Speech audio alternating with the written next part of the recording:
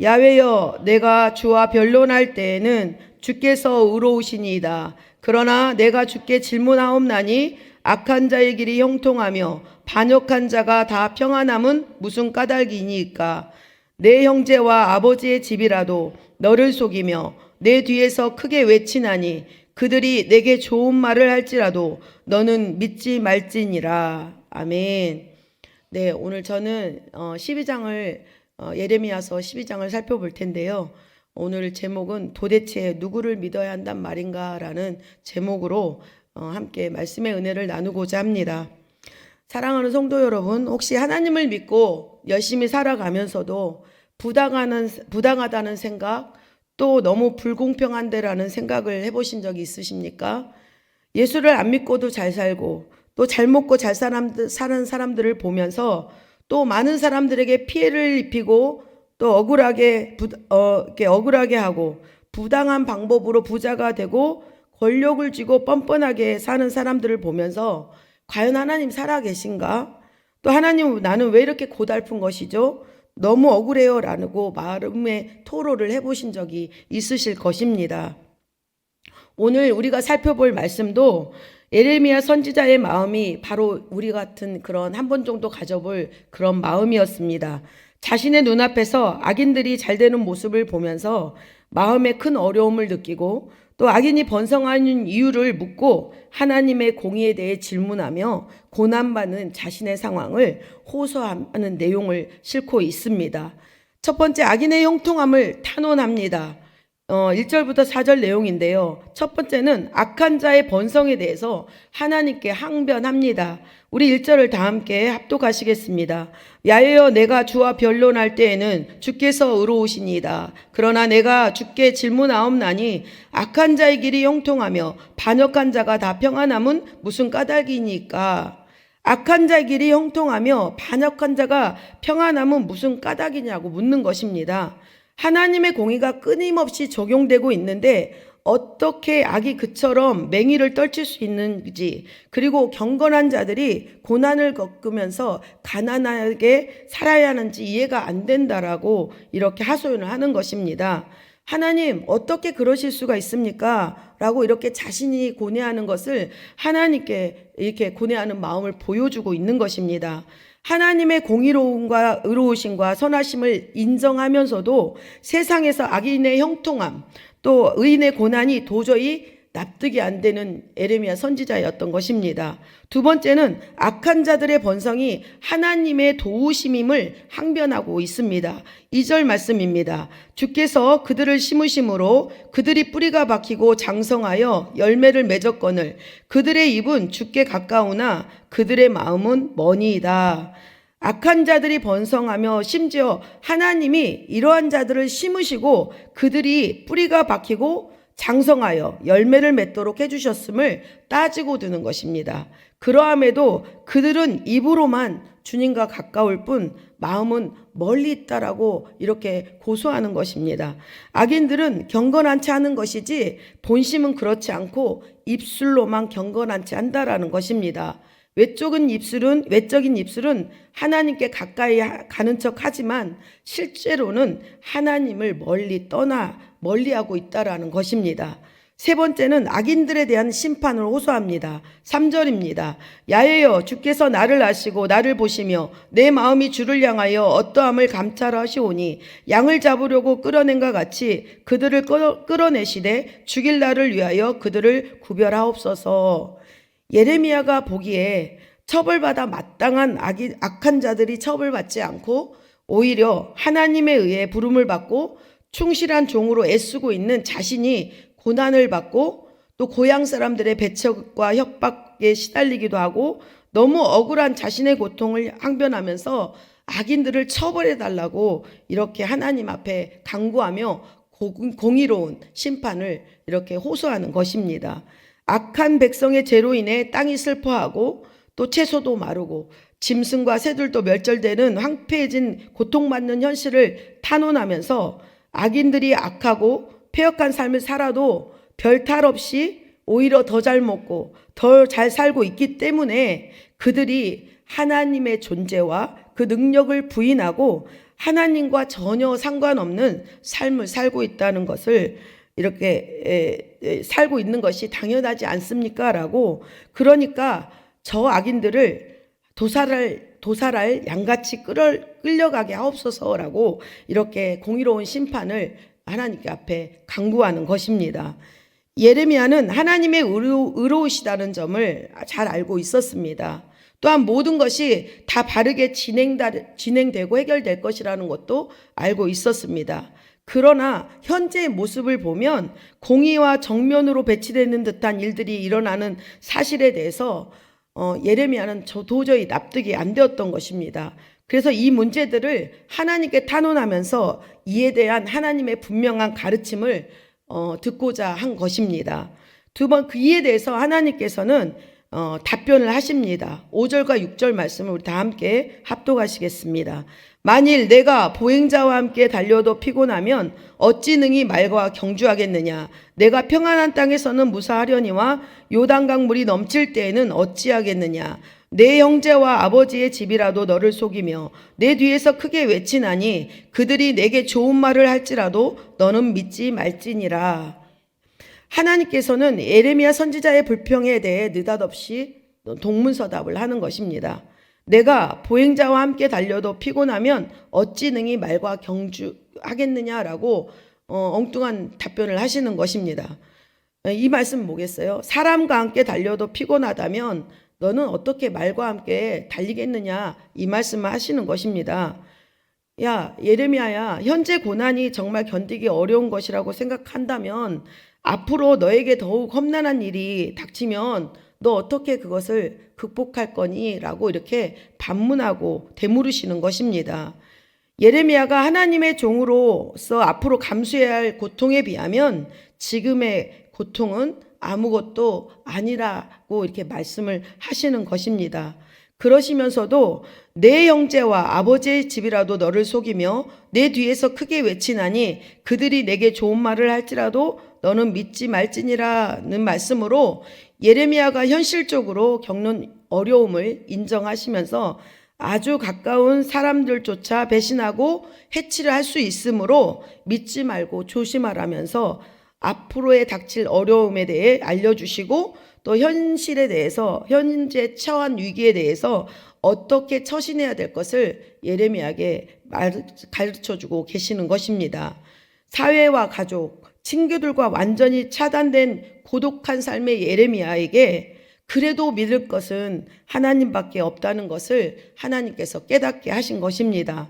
하나님의 응답은 예레미야를 헤아려 한 그들의 죄악으로 인하여 하나님의 엄한 심판이 임할 것을 말씀하시고 또 예레미야의 사역이 갈수록 힘들어질 것고 어려워질 것이지만 용기와 믿음을 갖고 현재와 미래의 고난을 잘 이겨낼 것을 하나님께서 말씀하신 것입니다. 이제 심판을 받아 폐허가 된 땅을 향한 하나님의 탄식과 심판을 하나님께서 말씀하십니다. 하나님께서는 황폐해진 자기 땅에 대한 탄식을 하십니다. 또한 자신이 사랑하셨던 당신의 백성들을 적들의 손에 넘길 수밖에 없는 이 상황을 가슴 아파하시고 애통해하는 모습을 보여주십니다. 우리 7절부터 9절 말씀인데요. 같이 합독하시겠습니다. 내가 내 집을 버리며 내 소유를 던져서 내 마음으로 사랑하는 것을 그 원수의 손에 넘겼나니 내 소유가 숲속의 사자같이 되어서 나를 향하여 그 소리를 내므로 내가 그를 미워하였음이로라. 내 소유가 내게 대하여는 문이 있는 매가 아니냐. 매들이 그것을 에워싸지 아니하느냐. 너희는 가서 들짐승들을 모아다가 그것을 삼키게 하라.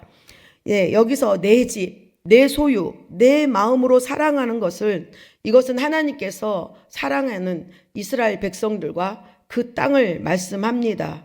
그런데 그것들, 사랑하는 것들, 내 소유, 내 백성들을 적들의 손에 붙일 수밖에 없는 그 하나님의 그 마음을 탄식하신 것입니다. 그런데 하나님께서 그 이유가 뭐예요? 그 적들에게 넘길 수 있는 이유는 그 하나님의 귀하게 여기신 그 소유하는 그 사랑하는 백성들이 숲속의 사자처럼 하나님을 향해서 으르렁거리면서 덤벼들었기 때문입니다. 더 나아가 유다 백성이 주인에게 대드는 포악한 매가 되어서 하나님을 대적하고 하나님을 향하여 공격한 것입니다. 반항하는 백성을 하나님께서 기뻐하실 리가 없음은 너무나도 당연한 결과인 것입니다. 그러므로 하나님께서는 다른 매들, 즉 유다의 적들인 사나운 매들을 가리켜서 유다 백성을 이 공격을 당하게 하고 또 모든 들짐승, 우방에 있는 그 유다의 적들을 다 멸해가지고 그 들짐들을 향해서 그 매들을 다 뜯어먹으라고 이렇게 명령하시는 것입니다. 하나님을 거역하고 대적하는 백성들이 겪어야 할 재난의 도가 그 재난의 극에 달했음을 하나님께서 이렇게 말씀하신 것입니다. 내가 기뻐하는 땅을 황무지로 만들었도다. 이 말씀은요, 하나님이 자기 백성이 그들의 살던 땅에서 겪는 그 어려움을 보고 당신이 이렇게 탄식하시는 거예요. 내 백성들이 이런 황무지가 된 것을 보고 너무 아파하고 탄식하시는 것입니다. 하나님의 탄식이 여기서 멈추지 않습니다.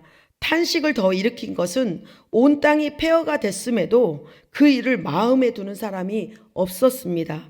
11절에 보면 온 땅이 황폐함은 이를 마음에 두는 자가 없음이로다 이렇게 말씀하고 있습니다. 유다 땅이 이처럼 어려운 처지에 빠져 있는 것은 이 재난 자체보다 재난을 만났을 때 마음을 써주는 사람이 아무도 없었다는 데 있는 것입니다.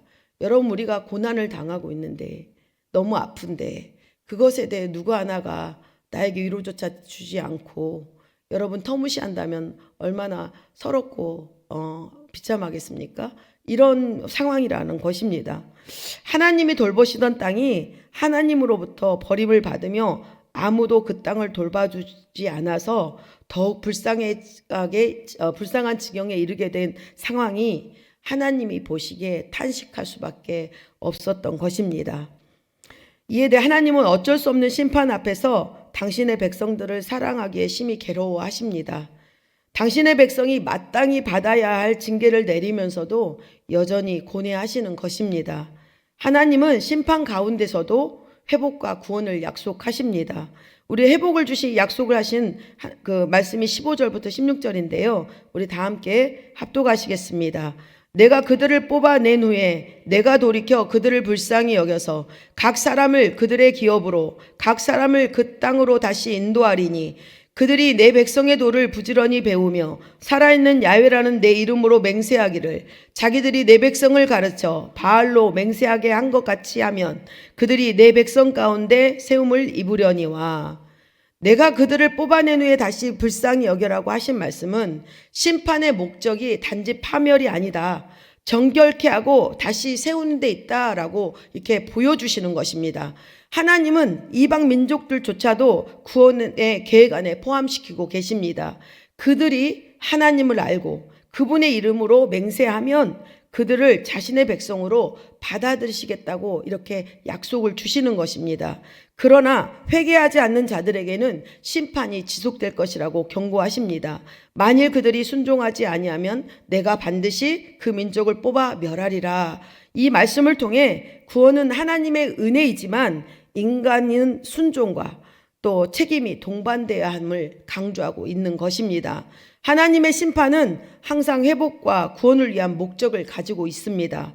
우리는 하나님의 공의를 두려워하고 또 하나님의 자비하심을 신뢰해야 합니다. 또한 우리의 삶에 하나님을 따르며 순종하는 자세를 가져야 될 줄 믿습니다. 하나님께서 주시는 회복과 구원의 약속은 우리가 의지해야 할 궁극적인 소망입니다. 모든 민족이 유다의 하나님을 바라보면서 함께 하나님의 법을 배우고 지키며 또 순종하는 신앙 중심의 공동체를 이루며 살아가는 것이 하나님의 뜻인 것입니다. 사랑하는 성도 여러분, 하나님을 믿으니까 힘겨운 일을 당하지 않을 거라고 생각하는 것, 그것은 마치 하나님을 믿는 사람은 부상을 당해도 아프지 않을 거라고 생각하는 거하고 똑같이 생각하는 것과 같습니다. 우리가 이 세상을 살아가는 동안에는 우리는 상처를 많이 입을 수도 있습니다. 때로는 그 상처가 너무 커서 참아내기 힘들 때도 있을 수 있습니다. 절망이나 좌절할 때를 만나는 것은 꼭 신앙이 없기 때문만이 아닙니다. 오히려 그때가 나의 신앙을 고백하면서 나의 신앙을 드러낼 기회가 되기도 합니다. 지금 현 시대는 어떻습니까? 에레미야 선지자가 활동하던 시대와 별반 다를 것이 없습니다. 불의와 악의가 성하고 올바른 말을 하는 사람들이 따돌림 당하고 음란하고 우상 숭배하고 질서는 무너지고 부당한 방법으로 부를 축적하고 권력을 쥐고 힘을 과시하는 사랑이 식어지는 서로에게 무관심한 시대, 이 시대가 예레미야가 함께 했던 그 상황과 다를 바가 없는 것입니다. 그럼 우리는 이 시대에 도대체 누구를 믿고 살아가야 하는 것입니까? 누구를 믿고 살아가는지 그 막연한 시대를 우리는 살아가고 있는 것입니다. 예레미야 선지자의 고립된 고독과 외로움이 있었지만 그 외로움 속에서 진리를 애쳐야만 하는 그 예레미야에게 그래도 믿을 것은 하나님밖에 없다라는 그것을 깨닫고 순종한 것처럼 저와 여러분도 안개처럼 사라지고 먼지처럼 사라져버릴 세상과 사람을 의지하지 말고 오직 주님만이 내 구주가 되심을 믿고 따라가는 결단이 일어나야 될 줄 믿습니다. 그 결단을 가지고 우리가 믿음에 전심전력하고 하나님을 기쁘시게 하는 그런 삶을 살아내야 될 줄 믿습니다. 네, 기도하겠습니다. 좋으신 하나님 아버지, 은혜를 고맙고 감사합니다. 오늘 예레미야 선지자가 처한 그 상황 속에서도 하나님께서 그 구원과 또 아버지 백성들을 향한 그 사랑과 그 탄식하며 늘 아버지 우리를 기억하시고 생각하시는 그 마음을 돌아보게 하심을 감사합니다.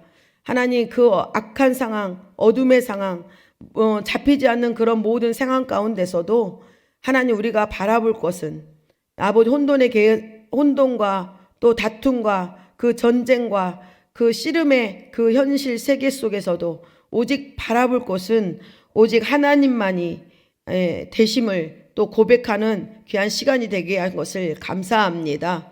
오직 하나님만을 믿고 그 믿음으로 성장하며 믿음으로 승리하며 나가는 저와 우리 성도님들 되게 하여 주시고, 그래서 하나님 앞에 인정받고 또 믿음으로 결실하여 열매 맺고 하나님 앞에 칭찬받는 우리의 삶이 드려질 수 있도록 은혜를 베풀어 주시고, 오늘 하루도 아버지 험한 세상 가운데서 또 이기며 살아갈 우리가 하나님을 의지하며 믿고 따라가 승리하는 하루를 살아갈 수 있도록 인도하여 주시고 아버지 보호하여 주시옵소서. 저희들 가지고 온 제목마다 하나님의 크신 은총이 베풀어지게 도와주시고 모든 문제를 묻고 푸는 것이 하나님의 손에 있음을 고백하오니 우리의 삶의 모든 문제를 아버지 해결하여 주시고 또 눌림과 억압에서 해방과 자유를 더하여 주시고 또 병상에서 일어나게 도와주시고 주님의 흘리신 보혈로 깨끗게 치료받는 귀한 우리 모두가 될 수 있도록 아버지 또 우리 한우들이 될 수 있도록 아버지 은혜를 베풀어 주시옵소서.